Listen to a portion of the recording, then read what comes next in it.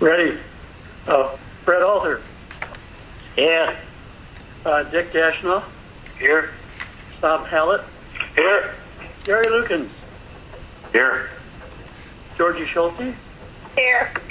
Mike O'Neill. Here. Bernie Galliani. Here. Bill Smith. Here.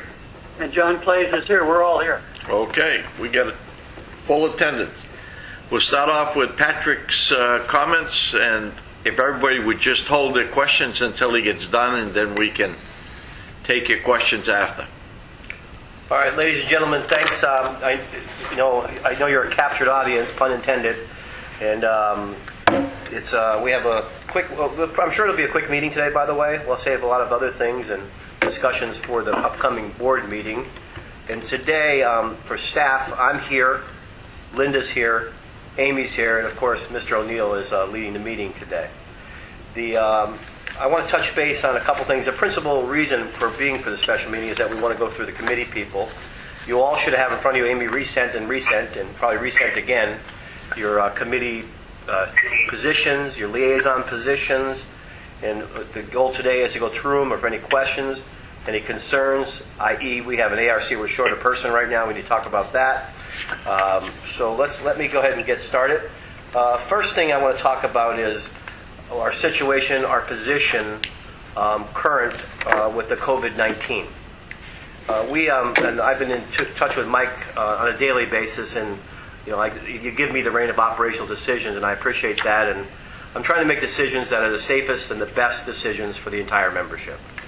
I've received nothing. I've received a few negatives, and it's typically the same people that do that, and a few golfers out there that are really upset about not having a single golf carts.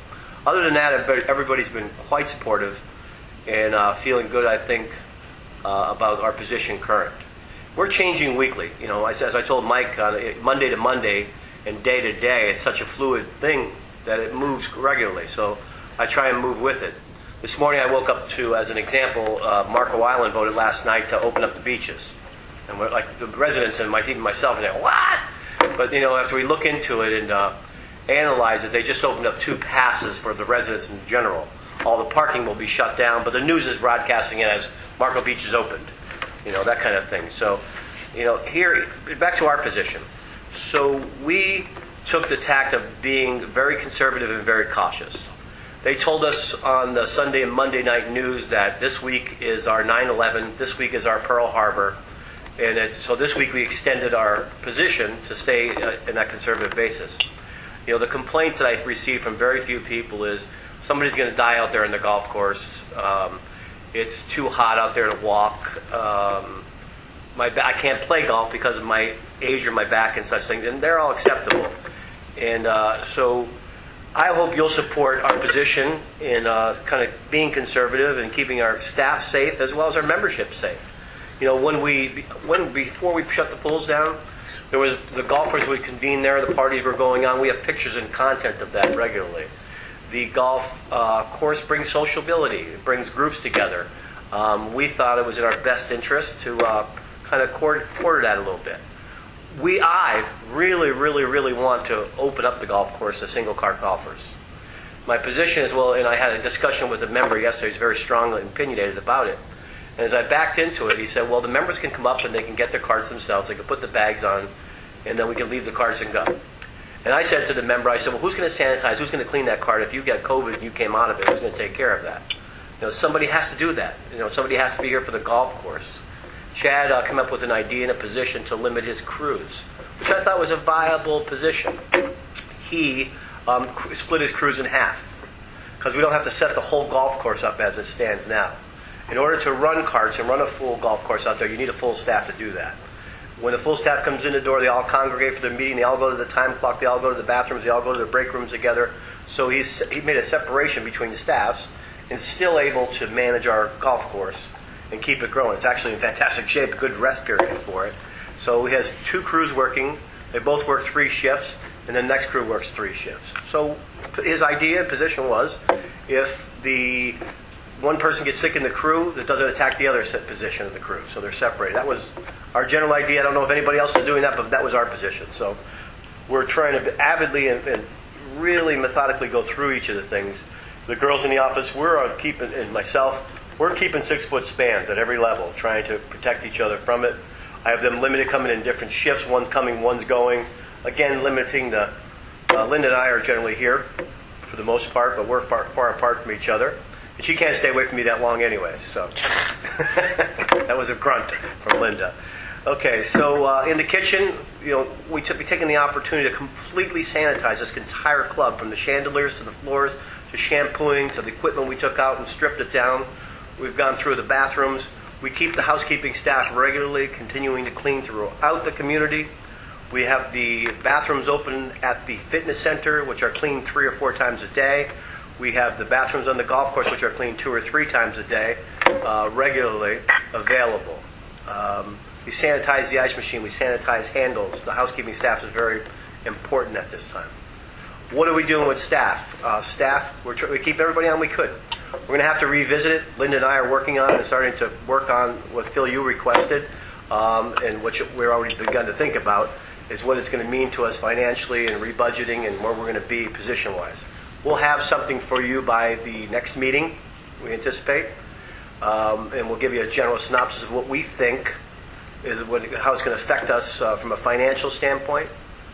The next phase of back to staff is, as we sit here today, we've got the golf crew down in the cleaning out the shed down there. They're all painting, power washing, saving us money by not paying. We don't have to pay a painter to take care of the 13th bathroom, 6-hole bathroom, the pergola, and such things as that. They're all working on that together. So we're keeping them busy. The program has done to eliminate some of them being around here all the time together is they break up in single groups. They don't work in groups. Second to that, they come in limited times. If they work half-time, we give them half-time. So we've compensated them as we've done the food and beverage department. We come up with a dollar amount because they're tipped employees on the golf side as they are in the operation of the food and beverage side. So we're conscious of that. Our goal is by the end of the month to go into summer mode completely. Those who don't typically work summer are not going to be here. We made a couple of quick changes in the kitchen being one of them. People who weren't really doing a great job this year, frankly. It was time to lay them off, furlough them. And the core staff we're trying to keep together. Again, that's a fluid motion. That could change. And I don't want to lock into it. But through April, we intend to keep the majority of the full-time staff in play. Okay, the food program has been a huge hit. We started with, why don't we do a full menu? Well, come on. It wasn't realistic at that time. We want to limit the people going back to that. And Chef and gang and Jamie and gang have done a super job of doing that. I.e., on Friday night, we did 242 covers for Friday night for our lobster deal. The next night, right back to back, we did over 100 again for our prime rib night. The week previous on prime rib night, we did 142. We're doing consistently 60 to 70 a night, even on the off nights. I believe tonight, I don't even remember what our entree was. It's Meatloaf. Meatloaf tonight. We have 62 people signed up for dinner. Lunch has been a little soft, but it's available. And recently, based on our situation of being locked down, we added the marketplace. It's another fluid motion, a growing thing, and fluid's my word of the day. But the marketplace I came up with, stole it from one of my fellow colleagues, and started working on that. And we're adding things to it. First day, we had, I think, 8 or 9 people. Today, we have 15 or 16 people. We're selling 9 pounds of beef today, as an example off the menu. By the way, it's Black Angus 80/20 at $5 a pound. You can't buy that in the grocery store like that, so it's a hell of a deal. What they did was take the prices of what they're paying for and marked it up 40%. For people to handle it, the staff to get it, goes back to the house. It's not a huge markup. It's our food costs or around our food costs, a little less than that. Okay, then so that's our programs. That's kind of a synopsis of what's going on. Before I go any further, because I want to talk about construction, a little bit about that and where we're at, tennis courts, and I want to talk about a bank loan that we potentially can cover our payroll out. So I'm going to stop there because I was long-winded. For any questions about anything I said or any concerns about anything I said. Go ahead. Anybody have a question? Patrick, when do you think the course could be open back to the old way again? You got any idea on that, or when will you revisit that? Well, as mentioned, Bob, we're going to do it weekly. I think, my goal would be if the ebb is here as they're reporting in the news things and things are coming down and Florida's coming down. My wife even said this morning the cases are kind of leveled off at the hospital. I'd like to do it as soon as possible. We'll probably wait till Monday and then make a call from there this Monday. And let's see what the world's holding at that point. And then, So, like, you'd look at it weekly and evaluate it weekly. Yes. absolutely, yes. I think that's where we need to be, yes. Thank you. We need a couple times to get the crews back in line, put them all together again. You need a day or two in between, so that's the reasoning. Okay, looking at it weekly, that's fine. Thank you. Anybody else? Oh, this is Georgie. I just want to say that thank you for the food. For people that can't get the food, they're pleased with the dinners. I've had it many times. The portions are huge. I have heard no complaints at all from anybody. So I just appreciate all that you guys are trying to do to keep us all safe, but to give us some opportunities too. Thank you so much. Thank you, Georgie. Appreciate that. Anybody else? If not, I'll go into the next series of... You might want to talk about going to 7:30 on the golf. Yeah, we're also talking today about the adjustment on the golf course. As it gets a little warmer, I just asked Greg, who passed our meeting this morning prior to starting, is that to take a look, get with Chad and try and get out there a little earlier, start at earlier tee times. We came in with the 9 o'clock tee time, but we backed it up yesterday till 8:30. Maybe we even have to come back a little further because it gets warm quicker. The 90s this week, as an example. So we're, again, and it's the fourth time I said it, we're constantly staying fluid and trying to change as the things come in and we learn from it. So we'll continue that. All right, so another important thing, as we talked about the employees, is that you've all heard of the PPP program or the employee program out there for the government is offering $3.5 billion of money for small business. We feel that we qualify that. We haven't confirmed that yet, but the actions we've taken is that on Saturday of this week, Linda and I, and with the help of my wife, and the help of our banker, because how it works simply is this. Our principal banker is Wells Fargo. Some people have other banks, obviously Chase, such things as that, but our principal is Wells Fargo. So Adam, our representative of the bank, alerted us to the program going through them. So on Saturday, they opened up the portal. And we rushed to get into that portal. I did it through my own business account because you can't do it through the club business account because, whatever reason, because they protect all our assets, whatever it may be. I don't want to get into that. But anyways, we hooked up through mine on Saturday, and we got in line. Getting in line for us is good. Hopefully we will qualify. Even though there's $3.5 billion in America, that $3.5 billion is going to go quick. And each bank institution has a benchmark they're going to set. I don't know that it's been set yet, but they're going to set how much they're going to actually give. So we are in front of the line, I'm happy to say, and I'm very much hoping that we're going to get that program, which I think we will, by the way. All indications tell us that we'll be able to get that. What it is that we did this. Linda put together a spreadsheet for us, and she had to go back the last 8 weeks of payroll, and then she takes that payroll, comes out to a monthly fee, and the monthly fee is times 2.5. That's what we're eligible for. So our payroll eligibility runs around, Linda, 700 and... The total number was $766,000. So we're eligible for $766,000, which is our utilities and our payroll, that calculation. If we get that, that'll cover all of our woes throughout the time. The loan is for 2.5 months, and it's a forgiven loan if you keep your people employed. They're going to come back and test it when they get to the end of the rainbow. They'll test what we had at that 8-week period and see how far or close we are in that thing. So that's a good thing. It's a great program. Hopefully we'll get a piece of that, and that'll be cover our woes. I still, at the end of April, I'm going to go back to what I said is going back into the summer mode.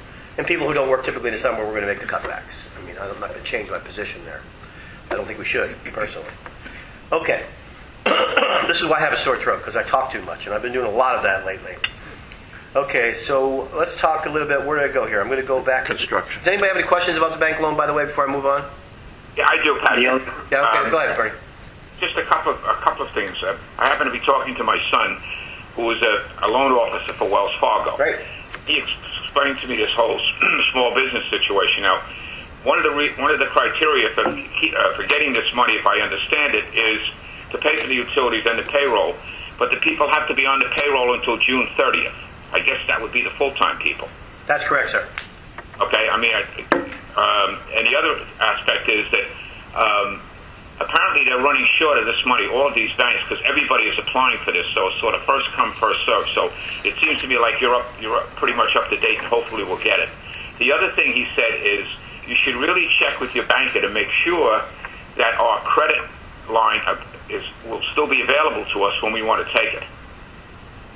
We did. You know, so I think if you're referring to the credit line for the loan, we're clear and fine. We're clear and fine with that. Even though there's a clause in there, he said that'll be waived. Okay, because we have to make. Apparently, most of these banks, including Wells Fargo, is not touching any of that. You know, the credit line. That will be available to us, but they are running out of the available money to give to for small business loans. So I think if we can get all that paperwork in as quickly as possible to Wells Fargo, you know, with Linda, the better off we'll be for that $766,000. Yeah, we're on it. The only we're waiting for right now. They were going to, in my final response from them is that they were going to send me the paperwork for the application. We already have an application. Actually, Linda's already got it filled out, and she got what she needs ready to go. We're just waiting to get our hands on it from them, and I'll press that this week, of course, and we'll go from there. I'm feeling pretty confident about it. Okay. Thank you. It's Phil. Phil. There was a story on one of the local news channels last night about this loan program, and it focused on Wells Fargo and a little company called Follow the Sun Grout Cleaning, who we used just a couple of months ago on our house. And they were talking about how quickly Wells Fargo reached its capacity, and this little local business was in some dire straits because they weren't sure that they were going to get any money. So I think it's great that you're on top of it, and I think you got to keep in contact with Adam on this. Huh? Yes, and I also enlisted Pete Raimondo and his attorney friend who's staying with him to go through the work with us. His office, his legal office, is actually working on cases for this program. This is Pete's friend, and I've become acquaintances with him. And Pete's been guiding me a couple little things and giving me some ideas as well. So just so you know. Great. Okay. Anybody else have any questions? Okay. I'm moving on to the next phase of my report. Let's talk about construction. Make it brief. We're rolling along. Construction was never shut down at one moment. It wasn't an essential business to stop because we were in motion. So I'll start at the tennis courts and and Dick, please feel free to jump in if you're in there. Dick knows a lot about it. And was out here yesterday walking through the building. Anywho, tennis is 97% there. We were trying to take the tact of getting the tennis open prior to getting the building finished. We've retracted from that based on the fact that we don't want people playing tennis right now anyways, based on what we've discussed throughout. So we've instructed Gina to pull everything together, waiting for the building permits, and do one SDP. At this point, it doesn't make any sense to do two. You have to go through the county once and then stroke through the county again. So we're on that tack now. So the courts are looking great, by the way. We had a couple bumps we discovered from an operational standpoint, water standpoint. But we believe we've got that all worked out. We're missing a couple of things in the tennis building. One is AC handler, which has been back ordered and expected to be here this week, if not already here. There was some wall separation things for the bathrooms that they were still waiting on. Kind of stupid stuff, but the good news, FPL has put in their transformer. Thank you, Mike. So that's ready to go. Other than that, there's not a lot of other things out there. We got to go to permit. There's some fans that need to be hung that have been selected. So we're 97% there in the tennis thing. And then Gina has the majority of the things that she needs. Her easements that we had to get, some legal stuff she has. Landscaping guy has given his report, so we're good to go there. We move on to the fitness and office building. Yesterday they started putting the first lift down, which is the parking lot area. They start putting down their pavement, as we'll call it. Curbs will be shortly behind it. So it's starting to look like something out there. In the inside, we're in the finish processes. Tiles going down inside. Baseboards are going down. The majority of the paint is already completed. Lighting's going in, all finished kind of products to be done, both in the offices and in the fitness center area. Moving off there, Cabana. The Cabana's behind a couple weeks, and that was based on the surveyors when they shot the elevations out there. They screwed it up basically, so we had to revisit that and redo it. And that's put us back a little bit. And the challenge, as I speak to Michael, is that it's such a small building. Trying to get each of the crews in there regularly is difficult. Yesterday there was 30 people on that building, with people doing the outside work, the smoothing, what we call the stucco, outside, the inside. Electricians are working, plumbers are working, a little bit of everybody. But that's getting back on track. The pool is in play. The tile is down. The coping is just about finished on there. The equipment wall and the equipment itself is just about finished over by the old concession stand area. And the 5 acres, by the way, is pretty much where we need it to be. They're done working back there for the most part. Now we want it to rain and grow some stuff back there. And then by, I believe it's September or August, don't quote me on the date, we have to bring back out South Florida Water Management District to bless what we've got or add more plants as necessary. There has been additional expenses that we didn't really forecast that we're trying to reel in. We haven't done that yet, but i.e., the sprinkler system, which nobody thought of in the tennis area. Who'd have thought? But it wasn't cheap because we had to run out some lines all the way around the ring around it. We had to run some laterals out there. There's been some challenges with adding filtration systems in there. They're all coming up. We'll collect all that as once we get our hands completely around it. We did come in budget as far as clearing the land of the 5 acres, which is good. Don't know what's going to happen in the future as far as planning is coming, but I don't anticipate a big giant amount to hit our way. We can probably handle it operationally. Okay, so that's a synopsis of what's going on. That was long-winded, and I'm done. I open up for questions. Patrick, it's Phil. When will the new fencing on the 5 acres be installed? A while. I don't have a date, Phil. Okay. Okay, do we have any idea of how much over budget we are for this project? We don't really have our hands completely around it, but Phil, I'll let you talk about that. Well, Georgie, there's a lot of moving parts, including a possible profit sharing at the end, which we won't know about for a month or two. But Patrick and I both feel that we're running between $350,000 and $375,000 over budget, which is a little less than 5% of the project cost, which we think is manageable, certainly. So that's in addition to the $500,000 contingency fund? The contingency fund was exhausted almost immediately. Okay, so we're 350 to 375 over budget. Currently. That's our anticipated total cost, yes. This is Gary Lukens. Is there any plan or any thought about how we're going to recoup that difference? We're certainly not going to need a special assessment for that. We think it can be easily managed by going to our reserve funds over the next year or two. If I can use a Philadelphia slang on it, Gary, is we got plenty of dough. Gotcha. Okay. Yep. We've got money. We're pretty solid right now, and we're not sweating it, as I will say. Okay. Patrick, did you have a chance to talk to the bankers about reducing the interest rate, or is that?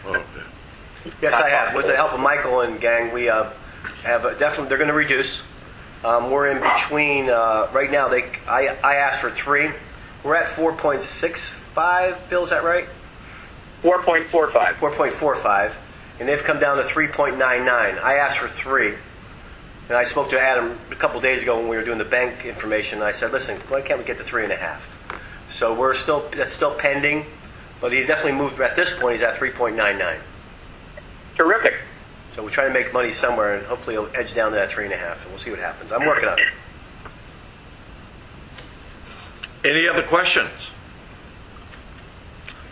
Okay, let's move on to the committees. Everybody has I believe, a copy of their committee assignments and the committee members. go over Okay, each so one. let's give it each, I don't think we have to go over each one. I think everybody has an opportunity to look at theirs, and Yeah. they've looked at the committees. I would, I would. Anybody have any question? questions about the committees? Well, it's Phil. I have a question about the Finance Committee. Mike, as you know, I sent a note to Yeah. Al. I haven't heard from him. The number of Finance Committee members was 11 last year. It's going down to 10, which is odd. I thought that we tried to keep our committees at an odd number. And I noticed that 2 people are going off, including George Forbes and Mary Ewell. Right. And then John Lombardo is going on. I just wanted to make sure that George was, in fact, going off the committee. Yes, he is. And Mary is chairing the House Committee. Okay, so. Okay, so we're good. So anyway, so we're gonna- one of the things I want to bring to the board's attention, and I spoke to Al, by the way, and so did Mike. We Yep. went through with Al, as we did every chairman. We went and talked to each one of them about their ideas and suggestions, and our ideas and suggestions. And as far as the Finance Committee, I just want you to know that additionally we have Peter Lombardi, who is going to be Honorary. an honorary person. He obviously, his vision's bad, his hearing is bad, but he brings a lot of history to the group, and Al was very high on having him be an honorary member. So he'll be at the table as well. So that really gives you 11. So he'll be a voting member? He will not be a voting No, member. he will not be a voting member. All right. I just wanted to make sure that we hadn't inadvertently eliminated George. Well, I think we have that, don't we? We have 10. We have 10. Well, I count the liaison. Yeah. So Phil's counted. He's in the Yeah, mix, too. Phil, you're counted twice, Phil. We'll break any ties by lot, Phil. Can I vote? Can I vote twice? We'll break any ties by lot. We'll pull lots if we have to. I don't think you're gonna have a problem there, but Georgie, did you have a question? I do. I have 2. First, I said one question and one comment. I'm disappointed that there's only one woman chair. I feel that women are underrepresented in that area, and I'm disappointed in that. But my other comment is, or my question, so the ARC needs to have how many members? 5? yeah, we're at 4 right now. We need to recruit somebody. Ted's aware of it. But John can't be a member because he's on the board, because I thought the ARC committee... Right, we're aware of that. He's the liaison for that committee, not... Right, but a board member cannot be a member of ARC, so we really need 2 more. No. No. There are 4 people on there now. We need 5. There's Ted Campbell, Bill Davison, Bobby Cashman, and Carolyn O'Donnell. Oh, okay. Oh, Caroline O'Donnell. I guess I didn't have... Maybe I later slip. She sent you an email late last night at 5 o'clock. So that might be okay. the update. See, I can see that. My apologies. Yeah, we're aware of that. There's a 5 necessary, Georgie, and we're working the field right now. John Matsell might, he will. He told me he would step up if he has to do it. If you have any recommendations, we're open to that. Absolutely. I have a question. Go ahead. The golf, when I see on my records here, the golf committee only has 6 people, yet the Greens committee has 10. Right. Do we need The any golf more committee people? has 7. Golf committee has 7. Okay. And the Greens Committee has 10 because there was a huge interest for some reason in the Golf Committee. 15. In the Greens Committee. 15 people applied. Okay. And don't forget, the Greens Committee also does grounds. Okay. I guess really my question is, do we have enough on the golf committee? I mean, that's one of the most important committees in the whole club. Right. Well, Gary, are you there? Yeah, yes, I am. Last year we had 9, which frankly was probably a little overkill. I believe that 7 is good. Jim Morales and I have talked a couple of times about this. He may be looking for 1 or 2 more if you can get people to And nothing show said- any interest in that. And nothing says that we cannot add as we go Right. along, because there will probably be some people that will drop off also as we go along. Right, Jim Morales is trying to get another lady on the golf committee. There are 2 right now. He'd like to have 3. Yeah. you and I had talked about putting Ann McNeil on. I know she's on the greens. I thought she was going to be on the golf. Well, Bruce Bohm was high on bringing Ann in for a female quotient, as Georgie was alluding to. In the committees, we tried to make sure we had women on each of those, Georgie. You know, because we had a couple challenges with too many women last year and too many men last year. So we tried to mix it up with our suggestions to each of the chairmen, and I think we did a pretty good job there. I noticed that. Yes, I see that you've tried to balance the committee. But again, my comment, there are good women out there too. I agree. Just a comment. Dick? Dash Yeah, I have a question. On the President's Council, we have one listed down there, Al Beraldo, as dash chair, yet Steve Gully is chairman. Right. What does that mean? That take that off. That's just a typographical mistake. Okay. And the other thing that you may need to do, Dick, is to go through and contact all the presidents. I know Kevin Jones is no longer the president of their association. Okay. Yeah, I'll update I you. think Bernie's, you have the new president, right, Bernie? Yeah, it's Greg Cowser. C-O-W-S-E-R. Greg Cowser is president. Right. Thank you. And this is Lukens again. I am no longer the president of our association. It's Richard Lofthouse. Okay. Great. Okay. Yeah, so Dick, maybe you can reach out and get all those solidified and stuff like that, or get Steve to do it, actually. Yep. Amy Okay, could supply all the numbers and lists for you, too, if she gets them. Right, for emails and so on. Got it. Thank you. Any other questions about the committees? Entertain a motion to accept the committee chairs and committee members as printed. I make a motion, Brett Alter. Okay. I'll second Lukens. Any discussion? All those in favor? Aye. Aye. Anyone opposed? Motion carries. So just last comment, you know, the president, when a lot of you will become president as the future years go. This is a big task I'm taking. So Mr. O'Neill, thank you.